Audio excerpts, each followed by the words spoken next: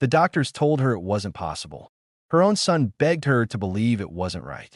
But at 70 years old, Margaret Nolan became the oldest woman in her state to naturally carry and deliver twins. And that miracle came with a price she never imagined. Welcome back to a story that will challenge your view of love, resilience, and what it truly means to be a parent. Margaret had always lived a humble, giving life, never chasing praise, simply offering her time and care to others. Born in 1952 on the outskirts of Des Moines, Iowa, she watched her blue-collar parents struggle and sacrifice for their children. That same grit was woven into her bones. She married young, just 19, to her high school sweetheart, Edward Nolan. By 24, they welcomed their only child, Daniel. Life was modest but steady. Family cookouts, school concerts, Sunday dinners, and annual fishing trips. 15 years ago, Edward collapsed in their backyard garden, gone before the ambulance could arrive. Margaret, heartbroken but steadfast, threw herself into her community and her family. Daniel, by then a rising systems analyst at a Chicago tech firm, had a young family of his own. Margaret helped raise his two kids, Emily and Jonah, supported his wife Carly as she went through nursing school, and still made time to volunteer at the local mission kitchen and library reading program. She sat on a neighborhood board and knew every child on her block by name. She was the woman who never forgot a birthday, who left homemade jam on porches, who remembered everyone's dog's name. Then came the fatigue. At first, she chalked it up to helping plan Emily's dance recital. But then dizziness followed, a strange abdominal heaviness, a swelling she hadn't felt in decades. Reluctantly, she scheduled a visit with her longtime physician, Dr. Mason. She expected him to adjust her meds or suggest more sleep. But the expression on his face as he studied the lab results told her everything had just changed. "Margaret," he murmured, eyes darting between her file and her face. "I need to run some additional panels. This isn't making sense." 3 labs, 2 ultrasounds, and a cardiac screening later, he called her back into his office. His tone was calm but shaken. "Every test confirms it. Margaret, you're pregnant. With twins." She stared at him, unable to blink. "That's not even remotely possible. I am 70. Menopause was decades ago." Dr. Mason folded his hands, searching for the right words. "What we're seeing is extremely rare, but it does happen, albeit almost never. Your ovarian function appears to have spontaneously reactivated, coupled with physical intimacy, and, well, here we are. You're 15 weeks in, and both babies are progressing on schedule." Her breath caught in her throat. Her thoughts reeled backward, landing on one name: Henry, a gentle, retired landscape architect she had met last year at a seniors grief group. He loved classical piano, collected antique birdhouses, and always brought her hibiscus tea. Their companionship had turned unexpectedly intimate, giving her a sense of closeness she hadn't felt since Edward passed. Henry had died suddenly just 2 months after they met, another loss Margaret hadn't yet healed from. And now, here he was somehow still part of her life. "This doesn't feel real," she whispered, one hand over her belly. Dr. Mason leaned forward. "I won't sugarcoat this. Your health is at significant risk. Your heart, your bones, even your lungs. None of this was designed to handle pregnancy at your age. We need to have a very serious conversation about options, including ending the pregnancy." "No." The word left her lips before she could think. She sat straighter. "These babies are Henry's last trace on this earth. I'm not giving them up." Dr. Mason exhaled slowly. "Then we need a full team involved, specialists, frequent scans, possible hospitalization down the road. You'll be under near constant care." Margaret nodded. "Whatever it takes." That evening, sitting alone on her front porch, she watched the sun cast long shadows across her quiet street. Her hand rested gently over her stomach. She hadn't told Daniel yet. Her son had always been reliable: grocery drop-offs, fixing leaky faucets, helping her downsize to a 1-story home when her knees began to ache. But how would he react to this? How do you tell your grown son that you're expecting twins at 70? Her phone buzzed. "Daniel. Hey, Mom, just checking in. You feeling better since the recital?" She hesitated, then replied, "Sweetheart, can you and Carly stop by tomorrow? I have something important to talk about." A pause. "You okay? What's going on?" "I promise, it's not what you think. I am alright. But I need you here." He agreed, voice tight with worry. He said they'd bring dinner. The next day, the living room smelled of takeout and nervous tension. Daniel sat across from her, arms folded, while Carly tried to smile reassuringly. "Okay," he said, "what's going on? You got us all anxious." Margaret took a breath. "I'm not sick. Not in the way you might be thinking. I'm expecting." Silence. A complete, stunned stillness. Carly's jaw dropped slightly. Daniel blinked hard. "Wait, what?" "Twins," Margaret continued softly. "Dr. Mason ran every test. I'm 15 weeks in." "It's true." Carly, ever the professional nurse, tried to form a sentence. "That's Margaret, this is—" "I've never even heard of this happening naturally." Daniel stood abruptly, running a hand through his hair. "Mom, this is a joke, right? You're not serious." Before we continue the story, if you're new here, please consider subscribing to our channel. It really helps us keep making stories like this. "I wish I were joking," she said. "But it's real. They're Henry's." Daniel started pacing. "This is insane. You're 70. This isn't a movie, Mom. It's your life. What happens if something goes wrong? Who's supposed to take care of?" "I didn't come to you for permission," she interrupted, voice calm but firm. "I came to tell you what's happening. I've already made my decision." He stopped pacing, face flushed. "And you think this is some kind of miracle? That this won't fall on us when you can't? You think I haven't thought about that?" Her voice cracked, but she didn't falter. "These babies didn't ask to be here, but they are. And I'm going to do everything I can to protect them, just like I did for you." Carly reached out gently, trying to defuse the tension.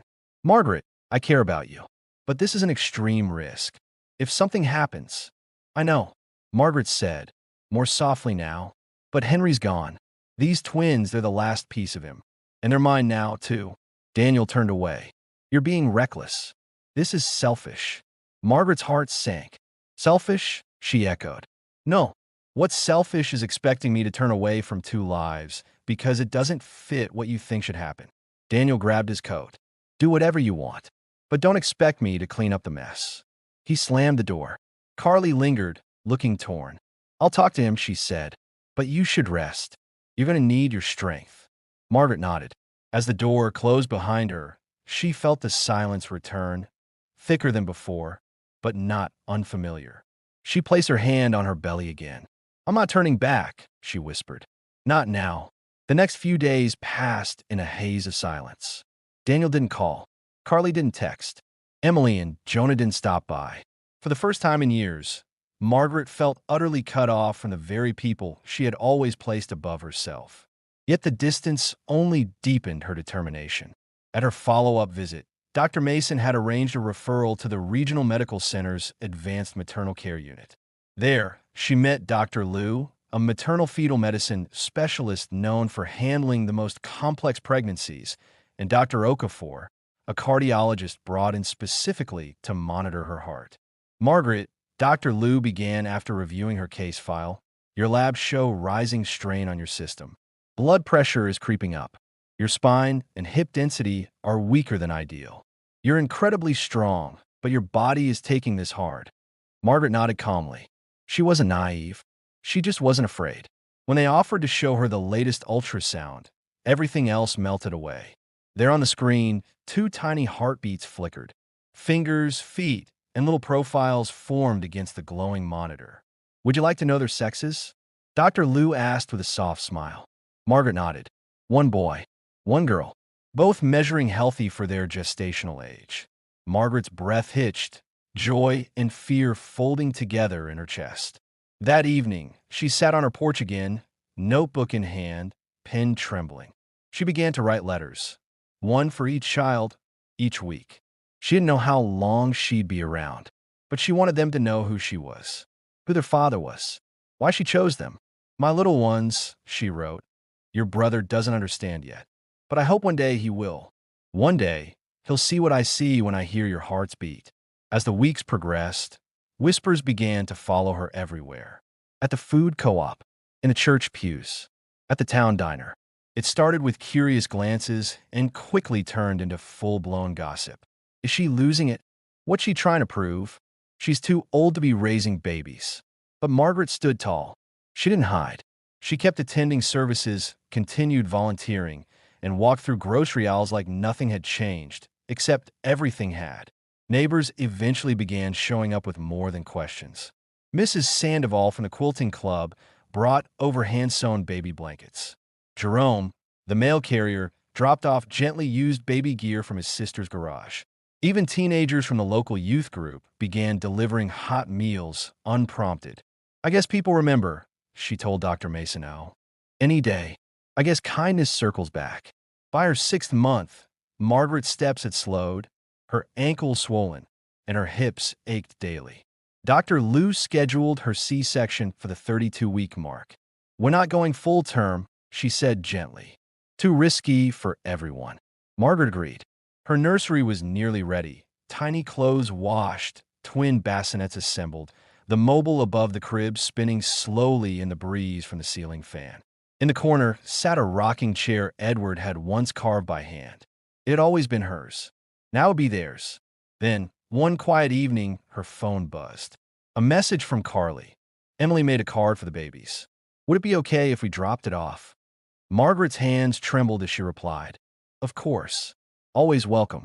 It wasn't forgiveness, but it was a thread, a tiny bridge across a vast silence.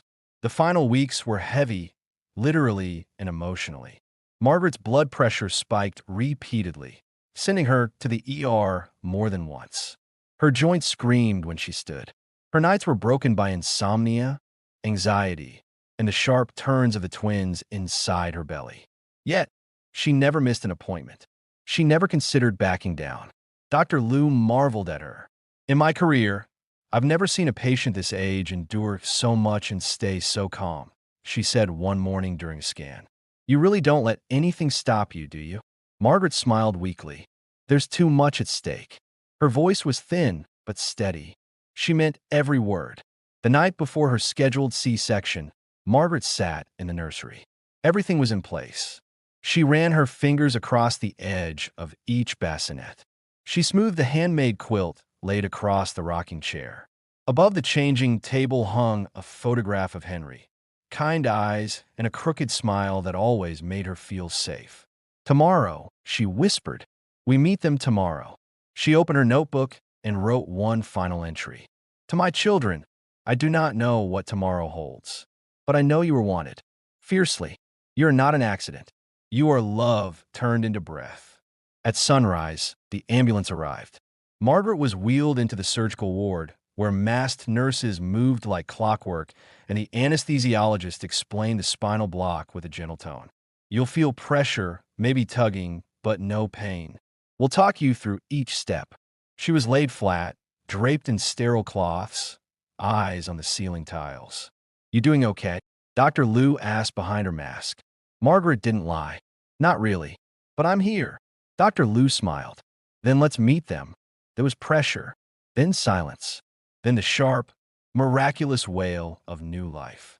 Baby boy, a nurse called out. Born at 8:47 a.m., breathing strong. Margaret turned her head as they held him up, red-faced, full lungs, impossibly small. Hello, my darling, she whispered. You made it.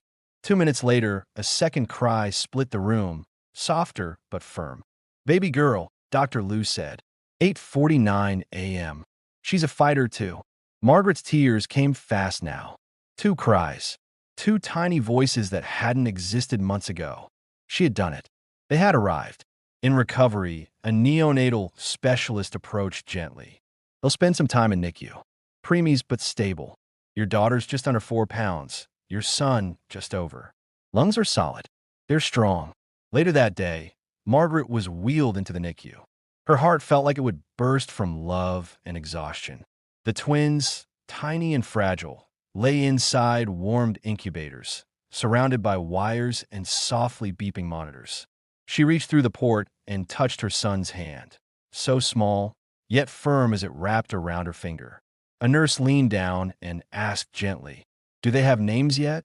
Margaret's voice cracked with emotion. Henry. After their father, she said, touching her son's cheek.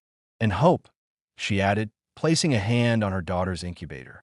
Because that's what she is. No one questioned it. No one needed to. The following days were a blur of beeping monitors, hospital routines, and whispered prayers. Margaret, still groggy from surgery and emotionally drained, insisted on being wheeled into the NICU daily. Her body ached in ways she had never known. Deep, persistent pain from the C-section, constant fatigue, and a heart that struggled to keep up. But she didn't let that stop her.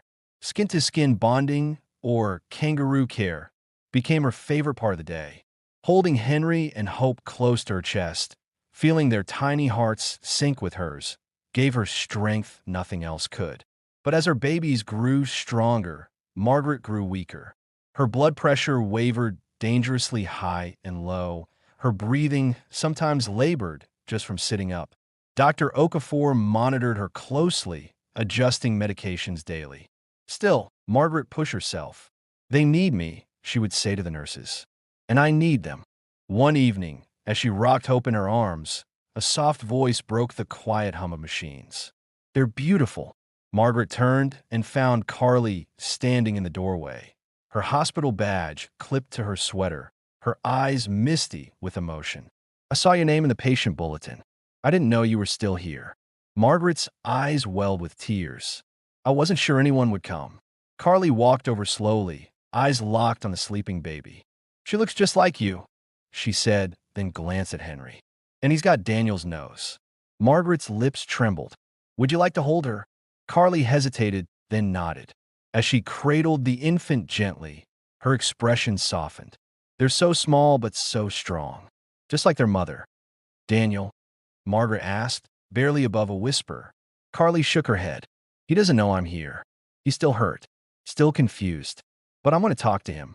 I don't think he realized how serious this has been, how much you've gone through on your own." Margaret nodded slowly. It wasn't reconciliation, but it was a crack in the wall, a beginning. 2 weeks later, Margaret was clear to go home, though barely. Her muscles had weakened. Her heart remained fragile. But she couldn't stay in the hospital forever. Hope and Henry were still in the NICU, but they were stable and improving quickly. Margaret was determined to be ready when they came home. With Carly's help, she returned to her house, now equipped with medical equipment, a home nurse, and a rotating crew of neighbors organized by Carly through a local care network. The first night back was quiet. Too quiet. The nursery, once full of anticipation, now felt heavy with absence. Margaret moved slowly through the house, bracing against the walls. Every step was a reminder of how much her body had changed. Yet she remained focused. She cleaned bottles, checked baby monitors, and made lists of supplies. It gave her purpose. It reminded her that this wasn't over. She still had something to fight for. Then came a call. The NICU nurse on the other end was calm, but cheerful. "They're ready," she said. "Both babies are breathing well on their own, feeding without issues. They've hit 5 pounds. We've confirmed your home support. You're cleared for discharge tomorrow." Margaret sat in stunned silence. Joy and anxiety battled inside her. She wasn't sure she was strong enough, but she would be. She had to be. The next morning, Carly arrived early to help with preparations, installing car seats, folding last-minute clothes, stocking formula. When they arrived at the hospital, the nurses greeted them with warm smiles.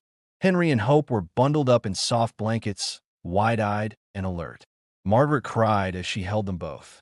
The ride home felt surreal. She sat in the back seat with the twins cradled beside her, watching every breath they took. Home life became a beautiful chaos. Feedings every 3 hours. Diaper changes. Doctor visits. Naps and shifts. Margaret's neighbors, the same ones who once questioned her, now rotated through like a small army. Mrs. Devlin, the retired librarian, rocked babies while Margaret rested. Young volunteers from the local church delivered groceries.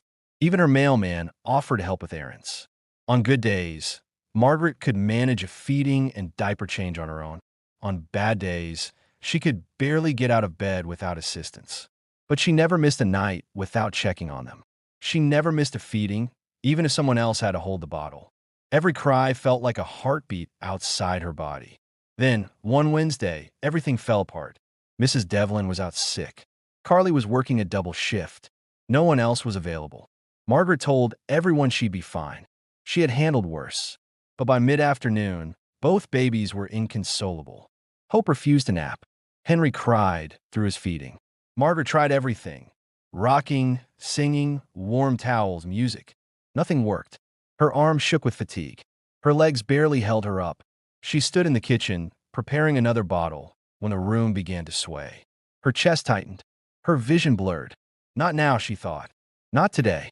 She grabbed the counter, clutching hope to her chest, and stumbled into the living room. Her knees buckled. She fell onto the couch, barely keeping the baby from hitting the floor. Henry cried from the nursery. She reached for her phone, breath coming in short gasps, and hit the emergency contact. It rang. Once. Twice. Then, Carly's voice. "Margaret, help," she rasped. "The babies. I can't." Then everything went dark. She awoke to paramedics surrounding her. One was checking her vitals, another securing a four. In the corner, Carly held both babies, speaking quickly to a responder. "She has a known heart condition," Carly said. "Postpartum stress, post-surgical complications. The babies are okay. They were just frightened." "My babies," Margaret croaked. A paramedic leaned down gently. "They're safe. She's got them. We're going to stabilize you now." Margaret nodded weakly, unable to say more before slipping back into unconsciousness. In the hospital, Dr. Moss stood waiting. Tests confirmed the worst: congestive heart failure. The pregnancy had pushed her heart too far. "You'll need lifelong medication," he told her gently the next morning. "And full-time support. You can't do this alone anymore, Margaret. Not safely." "What about the twins?" she asked. "Carly took them home. Daniel's with her." "Daniel." The name hit her like a wave. "He's there." Dr. Mason nodded. Carly explained everything. "He drove her here. He didn't come inside, but he waited in the car. It wasn't forgiveness. Not yet, but it was something." The hospital room was quiet, save for the rhythmic blip of the heart monitor beside her bed. Margaret lay motionless, her thoughts heavier than her body. Congestive heart failure, a condition she'd have to live with for the rest of her life. Medications, monitored activity, no more stairs, no lifting, no long days alone with the twins. It felt like a cruel twist. After everything she'd endured, her body was giving out now, when they needed her the most. But one detail kept rising above the rest. Daniel had come. He hadn't stepped inside. He hadn't spoken to her. But he was there. He'd waited. That meant something. The following afternoon, Carly returned to the hospital, diaper bag in hand, twins in tow. "They've been great," she said softly, setting down the carriers. "Sleeping better than they ever did at home." Margaret looked at her babies, her voice caught in her throat. She reached for Hope's hand, now chubbier and warm, her tiny fingers curling instinctively. Carly lifted Henry from his seat and cradled him gently. "He's got a strong grip," she said with a smile.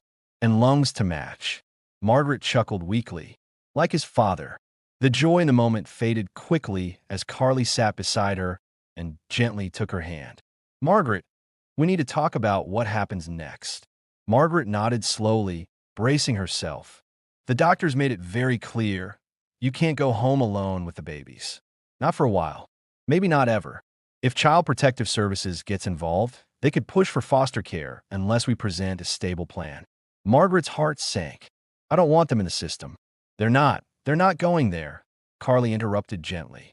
"That's why Daniel and I talked. We agreed to take them in temporarily, just until you're strong enough to take over. No paperwork, no courts. Just family helping family." Margaret blinked. Daniel agreed. "He's still conflicted," Carly said carefully. "But he said, and I quote, that you didn't choose this. I'm not letting them suffer for a decision I didn't understand." Margaret's eyes welled up. Not forgiveness, but a start. Carly nodded. "Exactly. I'll support you both," Margaret said quickly. "Financially, whatever you need. I want to visit. As often as I can." Carly smiled gently. "We'll make it work. One day at a time." 2 weeks later, Margaret was discharged. Carly picked her up and drove her to Daniel's home. He didn't greet her at the door. Instead, He stayed in the kitchen, wiping down counters and making himself busy. Carly helped settle Margaret into the guest room, now converted into a nursery with twin bassinets, a white noise machine, and a small reading chair. Hope and Henry were asleep, warm and peaceful, their little breaths soft in the quiet room. "They're doing so well," Carly whispered. Daniel won't say it out loud, but he checks on them constantly. Talks to them when no one's watching. Margaret swallowed hard. "Can I hold her?" Carly nodded and placed Hope gently into her arms. The baby stirred, then relaxed into Margaret's chest. Margaret inhaled deeply. The smell of baby lotion, the warmth, the weight. "I missed this," she whispered. From the kitchen, Daniel's voice carried. "We should probably go over the schedule." Margaret turned to see him leaning in the doorway, arms crossed. "I have a work call tomorrow morning. Carly's off till noon, so she'll be here. After that, I'll take over. We also hired someone part-time for backup." Margaret nodded. "I can cover her pay." Daniel shook his head. "That's not why I mentioned it. Just wanted you to know how things are structured." There was an awkward silence before Margaret said, "Thank you for letting them stay. For everything." Daniel's jaw tightened. They didn't ask to be born into this. "The least I could do is make sure they're okay." It wasn't warm, but it wasn't cold. It was functional. And for now, that was enough. Days turned into weeks. Margaret visited every weekend, always during hours when Daniel was conveniently busy, running errands, coaching Jonah's baseball team, catching up on office work. Carly remained the connection, always kind, always patient. Margaret's strength slowly returned. The medications were working. Her blood pressure stabilized. She could now carry Hope for short periods, even walk a few blocks with a cane. She brought diapers, books, and small toys every visit. She left every time feeling full, and yet somehow hollow. Then, one Saturday morning, the unexpected happened. Carly was stuck at work, and the nanny had canceled last minute. It was just Margaret and Daniel, and the twins. Daniel looked exhausted as he opened the door, both babies crying in the background. "They've been like this since 7, he said. I was about to call Carly. Margaret smiled gently. "Let me help." He hesitated, then handed Henry over without a word. They moved through the routine, feeding, burping, changing, as if muscle memory had kicked in. For a moment, it felt like years had rolled backward, like Margaret was once again the only one who knew how to soothe her child. When the twins finally slept, they collapsed on opposite ends of the couch. Silence filled the room, but it wasn't uncomfortable. It was thoughtful. Daniel spoke first. "Do you really believe this was meant to be?" Margaret turned toward him. "I don't know about fate, but I believe love makes room where logic can't." Daniel rubbed his hands together. "I used to think you did all this because you missed Dad, that you were chasing a ghost. But now, I see how they look at you, like they know you already." Margaret's eyes misted. "They do. Babies always know who loves them."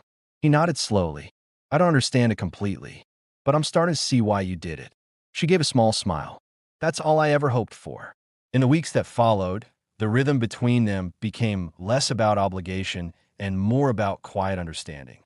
Margaret's visits grew longer. Sometimes she stayed for dinner. Sometimes she read to the twins while Carly cooked or helped Jonah with his homework.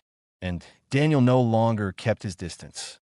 They'd even talk occasionally, nothing heavy, just moments. Laughing about Emily's obsession with glitter or debating whether Hope would be more of a morning person than Henry. Slowly, like ice melting beneath sunlight, the tension began to soften. One afternoon, while Margaret sat in the backyard watching the twins nap in their stroller, Daniel appeared with 2 mugs of chamomile tea. "So," he said, settling into the chair beside her, "Emily's class is doing a family tree project." She asked if she should include the twins. Margaret looked up, surprised. "And what did you tell her?" He shrugged. "I said yes. They're her aunt and uncle, technically, even if she's older than both of them." Margaret smiled. Family is about presence, not just order. Later that week, Margaret walked past Daniel's study and noticed the door ajar. He stood at his desk, holding an old photo, Daniel as a toddler, sitting on Edward's shoulders. Margaret stepped closer. "That picture takes me back." Daniel glanced at her. "I found in a box Carly pulled from your attic. I've been going through some things." He paused as if deciding something. There's something you need to see. He opened a drawer and pulled out a small box marked private in Edward's handwriting. Inside was a stack of documents and a sealed envelope labeled, "For Daniel. When the time is right." Daniel's hand shook slightly as he held it. "I haven't opened it yet," he said. "I didn't want to without you." Margaret's heart pounded. She recognized the handwriting instantly. "Open it," she said softly. Daniel unfolded the letter. As he read, the color drained from his face. His eyes scanned the page again, slower this time. It says, "Dad couldn't have children. That they used a donor." Margaret nodded. "It's true. We tried for years. But eventually, we went to a clinic. It was anonymous. He always wanted to tell you himself." Daniel dropped into a chair, still holding the letter like it might vanish. "So, I'm not even biologically his. He was your father in every way that mattered," Margaret said. "He loved you more than anything." Daniel stared at the paper, his voice barely a whisper. "And the twins? Is that how?" Margaret nodded. "The same path. Anonymous donor. It wasn't just about Henry. It was about giving love another chance." He leaned back, visibly shaken. "All this time, I thought you were being reckless. I thought you'd lost your mind." He looked at her, really looked. "But you were doing the same thing you and Dad did 50 years ago." Margaret smiled, tears in her eyes. "Exactly that." Daniel put the letter down, glanced toward the nursery. "I said some awful things." Margaret reached for his hand. "You didn't know. Now you do." He didn't speak for a long moment. Then he whispered, "I'm sorry, Mom." She squeezed his hand gently. "You're here now. That's what matters." They sat quietly, surrounded by old photos and decades of memories stored in dusty boxes. Outside, the trees rustled. Inside, something fragile and long overdue began to settle into place. Daniel stared at the envelope again, his mind still reeling. So all this time, Dad carried this and never said a word. "He wanted to," Margaret said. "But then time slipped away. He thought it might change how you saw him. And I think he was afraid of that." Daniel gave a soft, bitter laugh. "And now here I am, finding out I'm not even genetically related to the man I've tried to live up to my whole life." Margaret touched his shoulder. "DNA never made him your father. His love did, and that part was always real." Daniel took a deep breath, processing. "And these babies, they're just like me." Margaret nodded. "Chosen, loved, fought for." His eyes glistened. "Then maybe I was wrong. Maybe none of this was as crazy as I thought." Margaret smiled softly. "Maybe love just looks different than we expect." From that moment in the attic, something shifted permanently. The wall between Margaret and Daniel didn't vanish overnight, but it no longer loomed so tall. Their conversations became more fluid, less defensive. Margaret was invited for Sunday brunch without Carly having to arrange it. Daniel started texting her updates about the twins, photos of Henry trying to crawl, Hope holding her own bottle for the first time. There was no grand apology, no emotional speeches, just a growing closeness built on shared care, shared responsibility, and finally, shared truth. Olivia, Daniel's daughter, Emily's godmother, and a longtime family friend, had watched the transformation quietly. She'd always been close to Margaret, often filling the role of peacemaker between mother and son. "It's good to see the two of you not walking on eggshells," she said one day, joining Margaret on the porch as Henry napped in her lap. "You fought like family, and now you're healing like one." The twins were growing fast, chubby arms, gummy smiles, and little giggles that echoed through the house. Margaret no longer visited. She lived there. She hadn't officially moved in, but the in-law suite at the back of the house had slowly become hers. One afternoon, Daniel approached her with a set of renovation sketches. "We've been thinking," he said, laying the drawings out on the kitchen island. "This space, it was meant for you, if you want it, permanently." Margaret stared down at the plans, widened doorways, an accessible shower, built-in crib alcoves. "You're offering me a home?" she asked, voice trembling. "I'm saying you already have one," Daniel replied. Carly stepped beside him. "We've talked it through. We'd all feel better knowing you're close. The kids adore you, and so do we." Tears welled in Margaret's eyes. "Are you sure? After everything?" Daniel nodded. "Because of everything.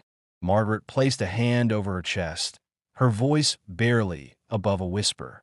"I'd be honored." Within weeks, the space was remodeled. Margaret sold her small house to a young couple just starting their family. She used the proceeds to establish a trust for the twins. Nothing extravagant, but enough to help with their future needs. The move brought new rhythm to the household. Mornings were filled with chaos, cartoons, bottle spills, cereal flung by curious hands. Afternoons were for books, stroller walks, and supervised backyard crawling. Evenings brought bedtime stories, lullabies, and the occasional meltdown that only Margaret could calm. At first, Daniel still kept a bit of distance, but the twins broke down his walls faster than time ever could. Henry clung to him like a little shadow.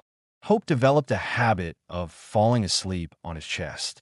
One night, while rocking her to sleep, Daniel whispered, "I get it now, Mom. I get why you couldn't walk away." Margaret stood quietly in the doorway, not wanting to interrupt the moment.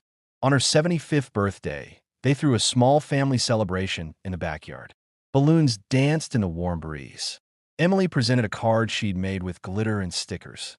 Jonah handed her a homemade necklace of beads and string. The twins wore matching shirts that read, "Mama's Miracles." As Margaret sat in the shade, surrounded by all four grandchildren, she felt something she hadn't in years: wholeness. Later that evening, she and Daniel sat outside on the porch with cups of tea in hand, just like they used to when he was a teenager trying to figure out the world. "Dad used to say that family is who shows up when it matters most," he said. Margaret nodded, smiling. "You did. In the end, you showed up." Daniel looked at her.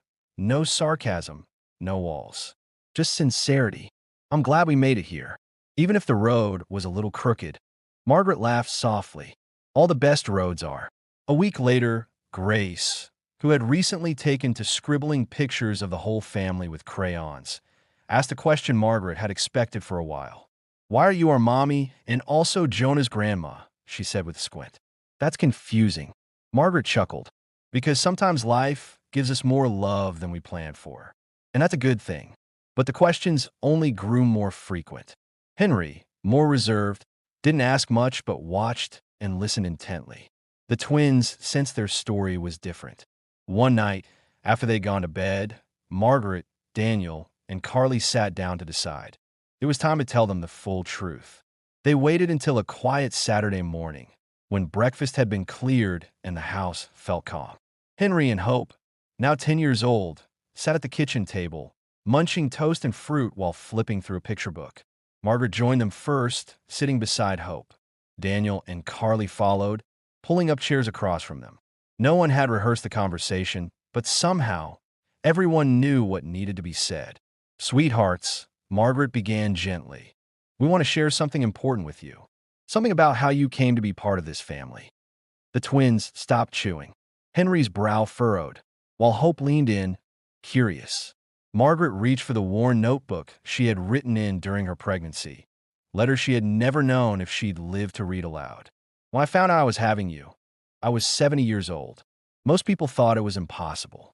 But sometimes, life surprises us in the most beautiful ways." Hope blinked. "You were 70? When we were born?" Margaret smiled. "Yes, and it was the hardest and most amazing thing I've ever done." Henry looked at Daniel. "Did you know back then?"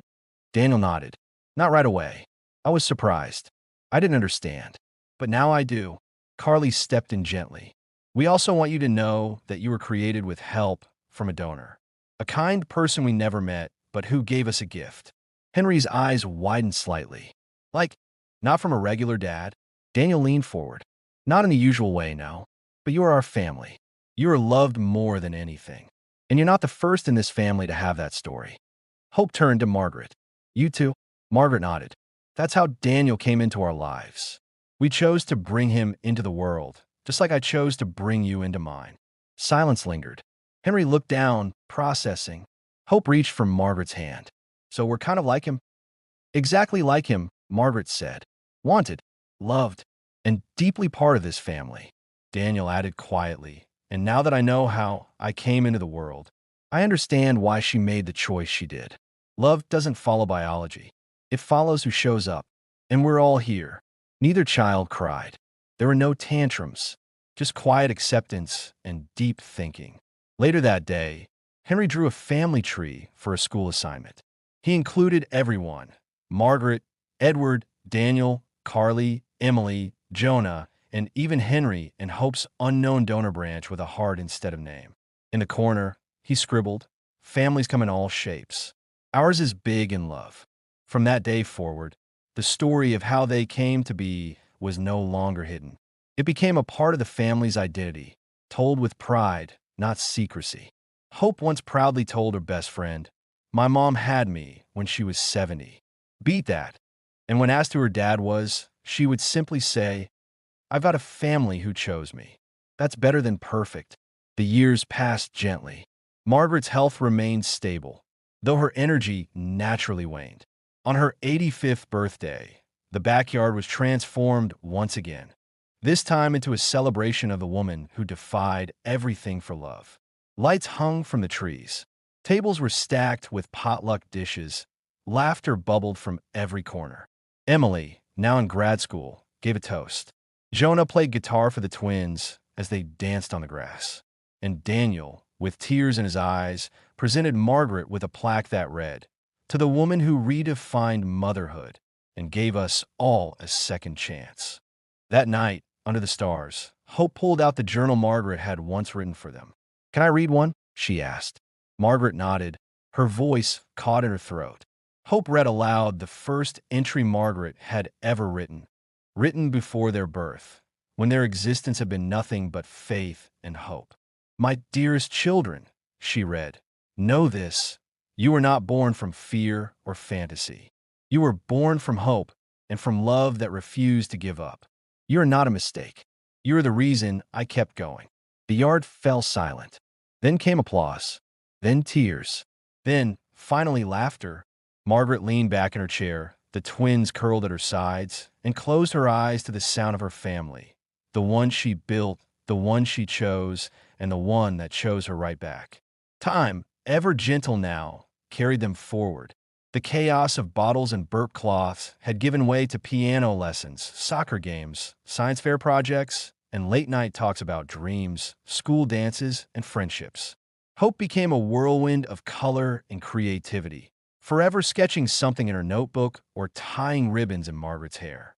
Henry, more quiet and observant, took to puzzles and biographies, often found in the corner of the room flipping pages while the rest of the house buzzed with motion. Margaret, now well into her 80s, remained the center of it all. Slower, yes, often seated rather than standing, but present. Eve, Eddie recital. Every milestone, her walker, painted by Hope with flowers and stars, was just another symbol of her stubborn refusal to be sidelined. Mama Ellie, as the twins always called her, had become more than just their mother. She was their anchor, their storyteller, their safe place. The in-law suite Daniel had remodeled years earlier had become more than just a room. It was where the twins would sneak in during thunderstorms, where Margaret would write birthday cards weeks in advance, where late-night cocoa and quiet tears were shared when teenage life felt too heavy. The house felt whole. The past no longer felt like a weight. They had turned it into foundation. Then one spring morning, as the cherry blossoms outside the kitchen window began to bloom, Margaret didn't wake up. She had passed peacefully, notebook still resting on her chest. Pen slipped between two pages. No pain, no panique, just a quiet farewell. The family was stunned, though not entirely surprised. She had known her time was near. The final weeks, her movements had been slower, her conversations more reflective. She had started giving away little things: her favorite scarf to Emily, her father's compass to Jonah, a music box she once bought in Italy to Carly. To the twins, she left the journal, the one filled with every letter, every thought, every heartbeat she had ever penned during their lives. The funeral was held in the backyard, just as Margaret had requested. A simple ceremony, garden chairs arranged in a semicircle. Her favorite hymns played on a soft speaker. A collection of her handwritten letters was read aloud, one by Daniel, one by Carly, and one by each twin. No black suits, no sambertones, just stories, shared tears, and grateful memories. She gave us more than life, Daniel said during his tribute. She gave us second chances and the courage to embrace the unexpected. Hope stood next. Her voice shook but didn't break. She told me once that families aren't born, they're built. And she built us. Every piece, every scar, every joy. We're a masterpiece. Henry followed, holding up a framed copy of one of Margaret's final notes. It read, simply, "Let love be the legacy." And that, everyone agreed, would be exactly what it was. As the years continued, Margaret's name never faded. Every birthday, the twins would read from the journal. Every holiday, her recipes were cooked with both laughter and reverence. When Hope got into art school, she said, "This is for Mama Ellie."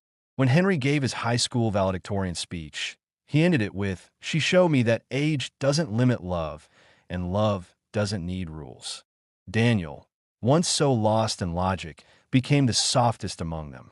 He visited Margaret's resting place every Sunday, bringing a cup of her favorite tea and quietly updating her on the kids' lives. "You were right," he once whispered. "You weren't chasing the past. You were creating a future." Eventually, Hope and Henry each had families of their own. And when their children asked, "How did our family begin?" they didn't start with dates or doctors. They began with Margaret, with a woman who defied age, defied fear, and redefined what motherhood could look like. They told them about how she walked into a clinic in her 70s and said yes to two lives the world never saw coming. How she faced judgment, distance, heartbreak, but never stopped showing up. How she built a home with hope and filled it with noise, chaos, forgiveness, and grace. And when their children asked, wasn't it hard for her? They'd say, yes. But she did it anyway, because that was Margaret, because that was love, and because she had taught them all that the most powerful family stories don't begin with biology, but with choice. If you enjoyed this story, please subscribe to our channel and let us know your favorite moment in the comments.